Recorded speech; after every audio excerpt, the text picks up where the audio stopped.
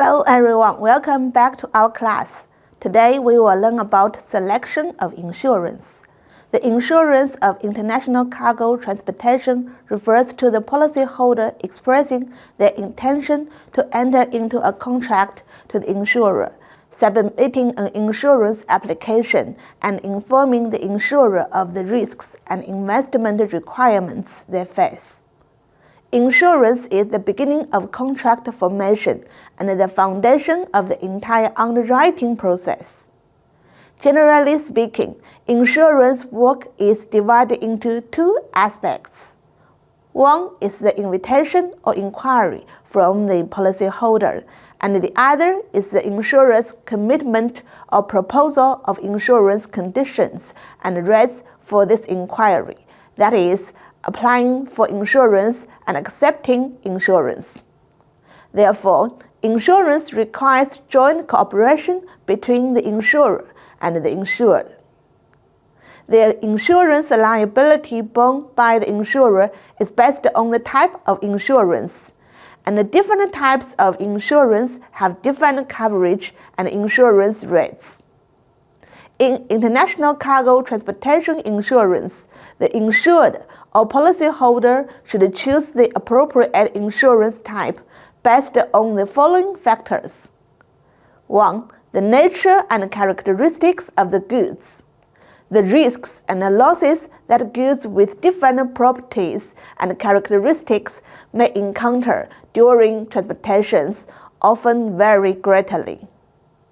For example, the characteristic of cereal products is that they contain water, and after long-distance transportation, the evaporation of water may cause shortages.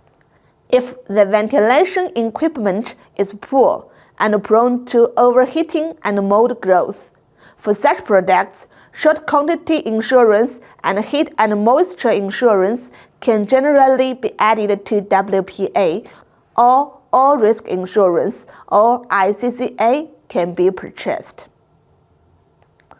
2. Packaging of goods. The packaging method of goods will directly affect the condition of the goods. Loose goods such as bulk oils and sands are prone to short losses during loading and unloading, and the loose beans may also be damaged due to impurities mixed in. Packaging goods may suffer different losses due to different packaging materials, such as bagged rice, which may be damaged due to the use of hooks during loading and unloading, causing the outer packaging to break and the rice to leak out. Therefore, policyholders should choose appropriate insurance coverage based on the characteristics of different packaging methods. If additional insurance is added on the basis of FPA or WPA, such as collision damage insurance or mixed contamination insurance, hook damage insurance, etc. 3. The purpose and value of the goods. The purpose of the goods is also related to the insurance coverage of the goods. Generally speaking, raw materials such as food, cosmetics, and drugs that are closely related to human body and life due to their special uses will lose all their value once contaminated or spoiled. For example, if tea leaves are soaked in seawater or absorb odors during transportation, they cannot be consumed and lose their value. Therefore, all risks insurance should be taken out. 4. Transportation routes and ship docking ports. The geographical location, climate conditions, and the political situation of the area passed through during transportation can have impact on the safe transportation of goods. For example, if certain routes pass through areas with hot climates, poor ventilation of cargo ships can increase cargo damage.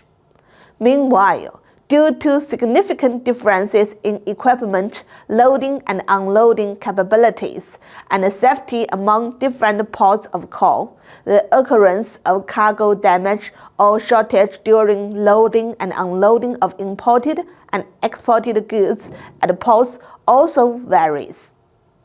Therefore, it is necessary to conduct appropriate investigations before purchasing insurance, considering what kind of losses may occur in order to choose the appropriate insurance coverage. 5. Transportation methods and vehicles.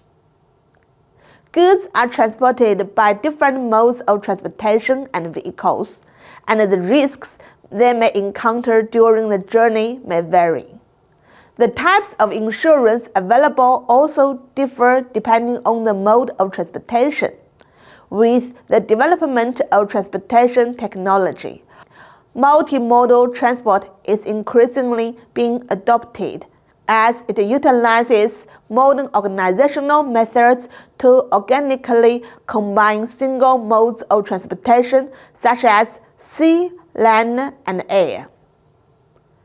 Therefore, when purchasing insurance, shippers should comprehensively consider the specific characteristics of the transportation vehicles used throughout the entire transportation process and select corresponding insurance types in segments.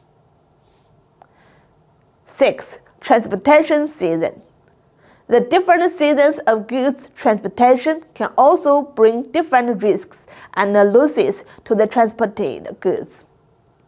For example, cargo ships sailing north of latitude 60 degrees in winter are prone to the risk of collision with moving icebergs. Transporting rubber products in winter may cause freezing, cracks, and damage to the goods, while in summer, storing grains and fruits can easily lead to mold, decay, or insect infestation. Therefore, shippers can add a certain amount of additional insurance when purchasing insurance. 7. The changing trade of destination market. The insurance amount for transportation cargo insurance is generally calculated based on the price of the goods, plus a certain percentage of expected costs and expected profits. But in the international market, the prices of some goods fluctuate violently, and when the goods are still in transit, the market price at the destination may have already risen.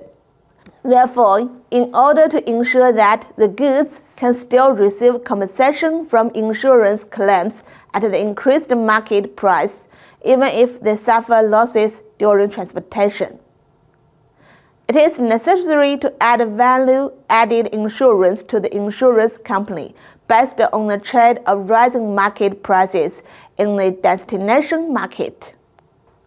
Therefore, the trend of changes in destination market prices is also a factor that should be considered when choosing insurance coverage. 8. Trade customs of various countries. If the goods are exported under CIF terms, the seller shall be responsible for ensuring what type of insurance, which shall be clearly stipulated in the trade contract. If the trade contract does not provide for this, it shall be handled in accordance with international trade practices and relevant national laws and regulations. For example, according to the International Chamber of Commerce's Incoterms 2020 regulations, the seller under CIF shall be responsible for purchasing the minimum insurance coverage specified in ICCC or any similar terms. Please finish the exercise after class.